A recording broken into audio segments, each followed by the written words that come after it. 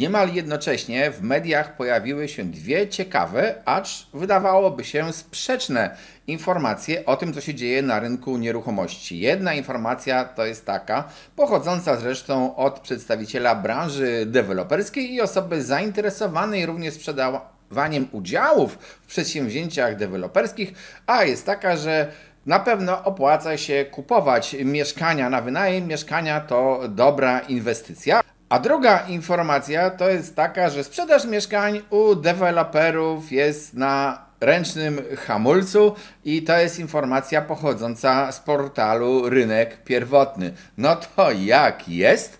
Powiem, że prawda zazwyczaj leży po środku, ale jeżeli chcesz wiedzieć więcej, no to oczywiście subskrybuj mój kanał, bo tu znajdziesz więcej audycji o trendach, o tym, co się dzieje na rynku nieruchomości, o inwestowaniu, a także o nowych przepisach, nowym prawie w rynku nieruchomości, które zresztą bardzo często właśnie wpływa na ceny nieruchomości, ceny mieszkań i to czasami w sposób nieoczekiwany albo niezamierzony przez twórców tego prawa. Jeżeli chcesz, żebyśmy poruszali jakieś inne tematy, no to też pisz nam w komentarzach sugestie innych tematów. Chętnie zrobimy takie audycje. Zachęcam również do wspierania kanału. Przechodząc do rzeczy i do tych artykułów, jaka jest prawda?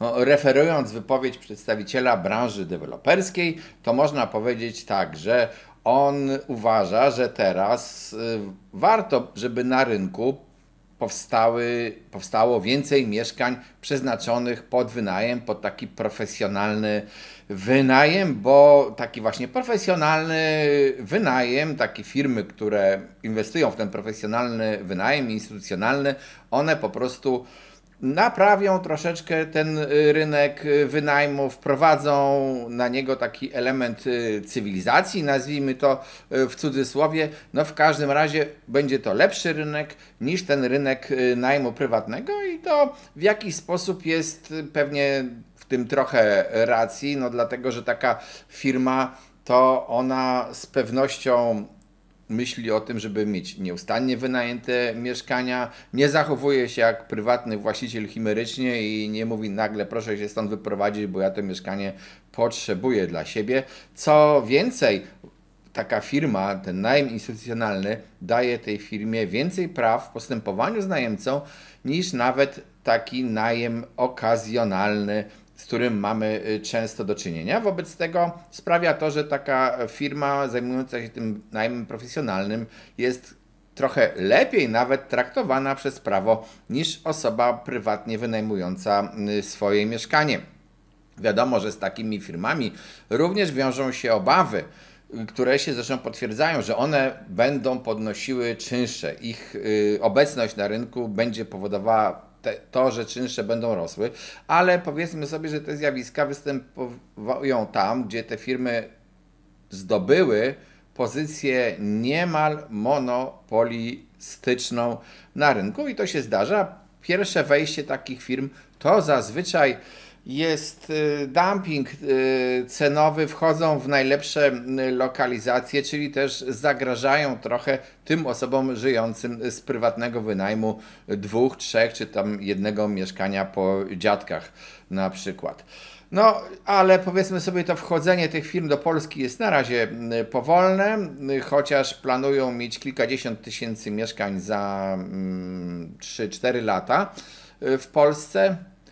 Na razie to jest zjawisko nowe na naszym rynku. Jak będzie się rozwijało, zobaczymy. Jednak ten deweloper mówi również, że takim najmem i życie z najmu jest fajne, bo nawet nieważne ile zarabiamy na najmie, to powiedział, że przecież za 10 lat to, co kupimy dzisiaj za $500 000, to za 10 lat sprzedamy za $1 000 000. No i zastanówmy się, czy takie coś ma w ogóle odzwierciedlenie w praktyce. Tutaj pokazuję dane Amron, rozwój rynku mieszkaniowego i to są średnie ceny metra kwadratowego w różnych miastach w Polsce.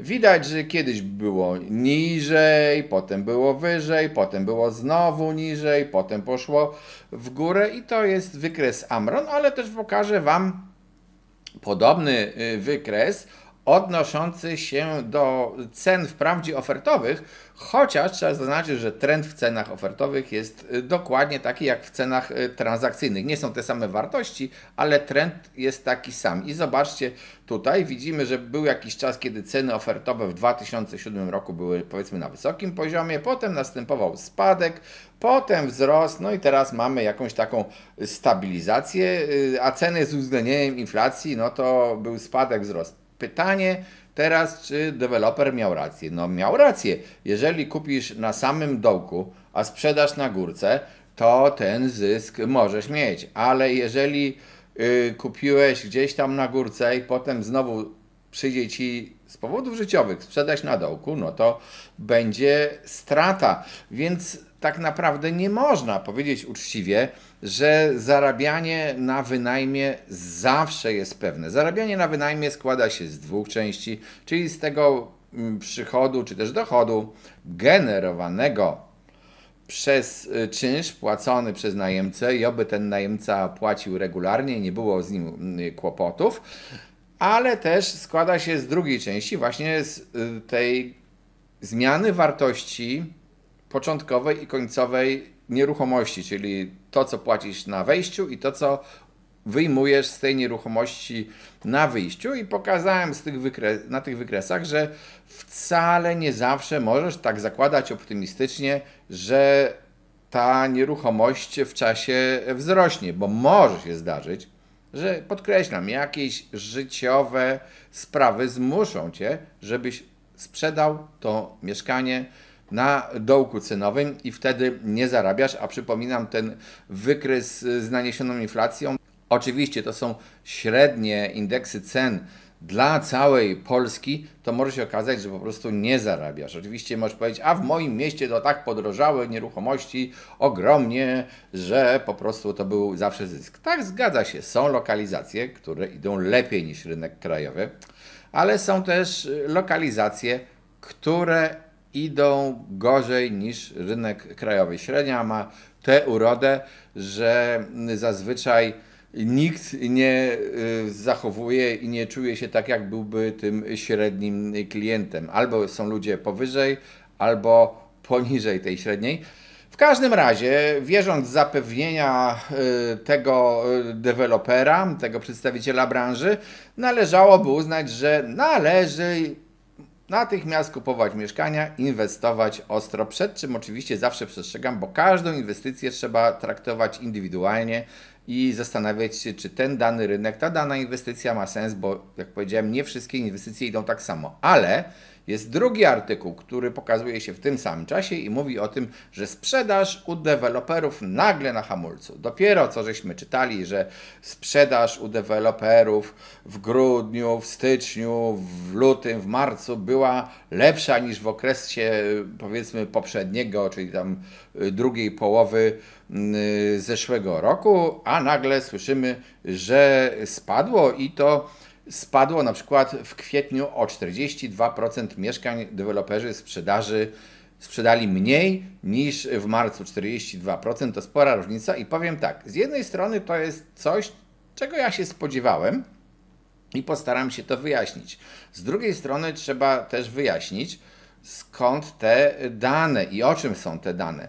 Te dane są podawane przez portal Rynek Pierwotny i ten portal gromadzi oferty od deweloperów i sprzedaż zlicza na podstawie ofert, które zniknęły z oferowania, czyli te mieszkania gdzieś tam podawane na tym portalu, nagle ich ubyło. Ileś przybyło, ale ileś ubyło i oni to w ten sposób tak obliczają tą sprzedaż. Co oznacza znowu, że to niekoniecznie jest faktyczna sprzedaż u deweloperów, to znaczy to przeniesienie własności mieszkania, ale jest policzona na przykład zawarta umowa rezerwacyjna lub umowa deweloperska i takie mieszkanie jest blokowane lub wycofywane z tej oferty publicznej na portalu. To ważne, dlatego że trzeba pamiętać również, że na przykład z umowami rezerwacyjnymi to takie zobowiązania tego, kto zawarł, kto sobie rezerwuje to mieszkanie i ryzyko z taką umową jest w sumie niewielkie. Dlaczego nastąpił ten nagły wzrost, kiedy wszyscy mówili, że jest w ogóle kryzys i że są ciężkie czasy? Jedni wiążą to oczywiście z rozluźnieniem polityki, takich restrykcji wobec kredytobiorców, czyli z tym, że kredytobiorcy mogą lepiej teraz i łatwiej dostać kredyt na mieszkanie. No, to byłaby prawda, że byłby to jedyny czynnik, gdyby ta sprzedaż rosła również w kwietniu. Nie tylko w marcu, nie tylko w lutym, nie tylko w styczniu, ale również w kwietniu. A dlaczego w kwietniu spadła? Przecież nagle nie pogorszyło się w kwietniu, nie pogorszyły się warunki dla kredytobiorców. No i trzeba się zastanowić, czy jest jakiś drugi czynnik. Jest.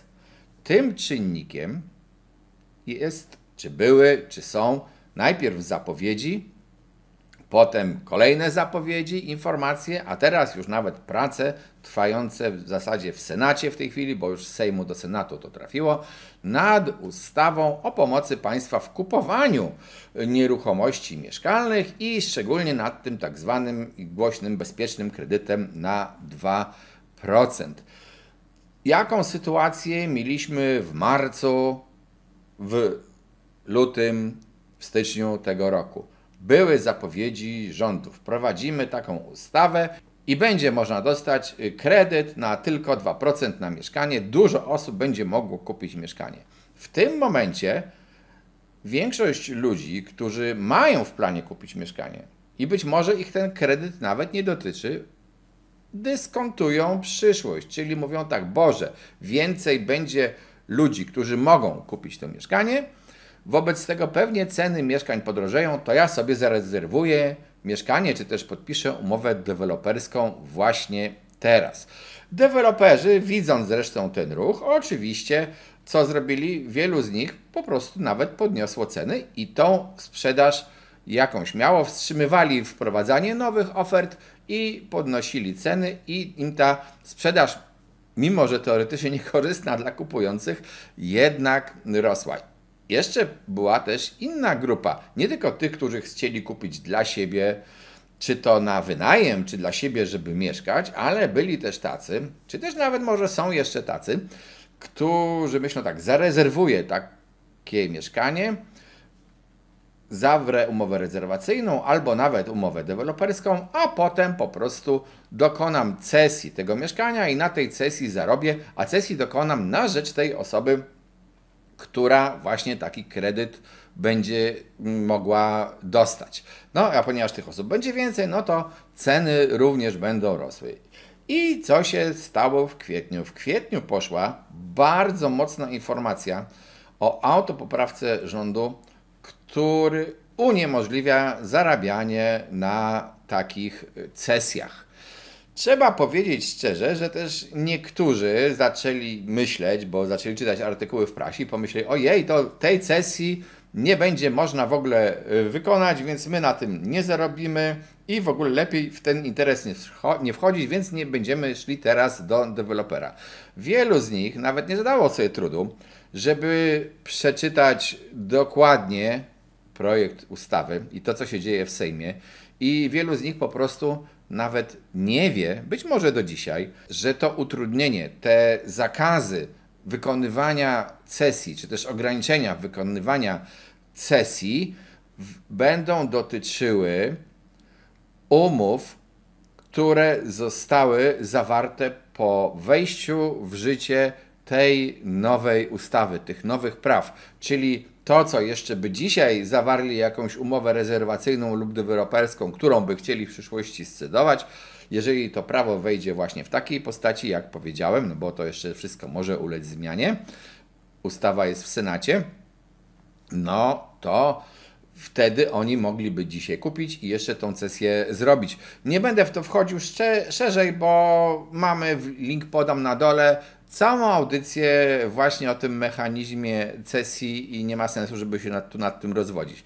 Ale krótko mówiąc, ten spadek, to zatrzymanie czy zmniejszenie sprzedaży w kwietniu wskazuje, że jednak ten czynnik dyskontowania przyszłości, czyli myślenia tego, że co będzie, jak wejdzie kredyt, lęku przed tym, że ten bezpieczny kredyt spowoduje podniesienie cen, był dość duży. I teraz po prostu być może części ludzi wychudło to kupowanie, a wychudło tym, którzy chcieli zarabiać właśnie na tych cesjach. No a druga sprawa to właśnie ten kredyt, czy też lęk przed tym kredytem, przed skutkami tego kredytu, mogły przyspieszyć decyzje, które i tak byłyby zrealizowane w tym roku przez tych normalnych ludzi inwestujących w mieszkania, czy to właśnie na przykład pod wynajem, czy to żeby mieć, czy to żeby po prostu w tym mieszkaniu mieszkać, a wiedzą, że ten kredyt ich nie dotyczy. Oni po prostu postanowili to załatwić prędzej. I teraz tak naprawdę co będzie dalej? No to trzeba obserwować sytuację i patrzeć, co się wydarzy po tym, jak ustawa wejdzie w życie. Ona wejdzie w życie od 1 lipca, ale zanim banki przystąpią do tego programu, no to też trochę czasu minie, więc zawieranie umów przez beneficjentów tego kredytu bezpiecznego będzie następować pewnie jeszcze trochę dalej niż w lipcu. No i wtedy zobaczymy, co się stanie. Jeżeli nic się nie zmieni na rynku nieruchomości, nie będzie żadnych nowych impulsów, no to może się okazać, że to ożywienie w pierwszym kwartale u deweloperów było tylko ożywieniem czasowym i że w takim razie nie jest dziwne, że oni tak ostrożnie nadal podchodzą do nowych budów. A wracając do tego pierwszego artykułu.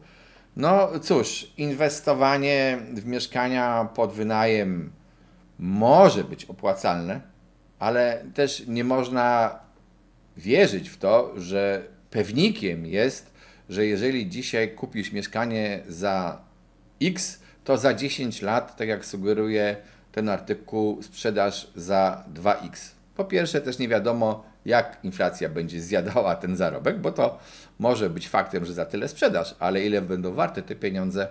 A po drugie, jak pokazałem, ceny nieruchomości potrafią również spadać i to w dość długich okresach, a powiedzmy takie operacje, że kupisz na samym dołku, a sprzedasz na samej górce, no to najczęściej wychodzą tylko wtedy, jeżeli posługujemy się analizą wsteczną, a w przyszłości jest po prostu przewidzenie raczej niemożliwe. Jeżeli interesuje Ciebie rynek nieruchomości, wspieraj nasz kanał, subskrybuj nasz kanał, pisz nam w komentarzach, o czym chcesz nowe audycje. No i zachęcam również do korzystania ze szkoleń na Symen24.pl, gdzie jest wiele szkoleń dla osób inwestujących w nieruchomości i dla pośredników nieruchomości. Cześć, trzymajcie się.